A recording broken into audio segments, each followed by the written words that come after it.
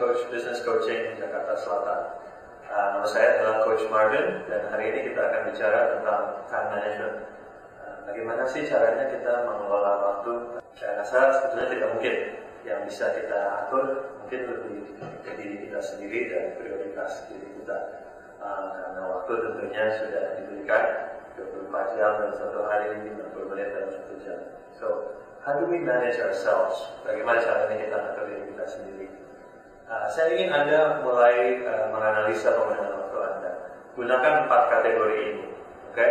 Yang pertama kita lihat hal-hal yang tidak mendesak dan tidak begitu penting, atau not urgent and not important. Hal seperti apa aja yang biasanya jatuh di kategori itu?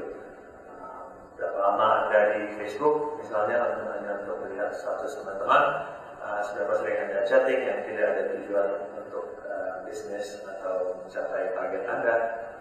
Itulah contoh hal-hal not urgent and not important. Prokrastinasi, nonton TV, seperti itu.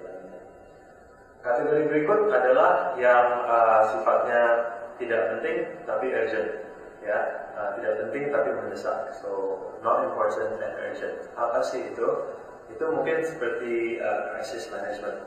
Anda bagaimana menangani situasi-situasi krisis yang sebetulnya bisa dihindari apabila Anda mempunyai perencanaan sebelumnya. So, umpamanya seorang pemilik bisnis mesti lari ke toko toko peralatan komputer hanya untuk membeli sebuah tinta printer karena printernya tintanya habis saat sebelum dia mau bikin proposal penting, misalnya. Ya, so next kategori yang berikutnya adalah urgent and important, ya, mendesak dan sangat penting. So ini adalah hal-hal yang harus kita lakukan yang menghasilkan uang di bisnis kita. So kadang-kadang kita harus bikin invoice, itu penting sekali. Kita harus ketemu klien, ya, itu sifatnya urgent dan important. Yang terakhir adalah yang not urgent dan important. Jadi hal yang tidak mendesak tapi penting. Nah ini banyak dilupakan biasanya oleh para pebisnis, padahal ini menurut saya adalah yang paling penting. Jadi hal-hal apa sih yang sifatnya penting tapi tidak mendesak? Itu seperti membaca buku, belajar, ya, hal untuk bikin business plan, action plan Anda, rencana kerja kita.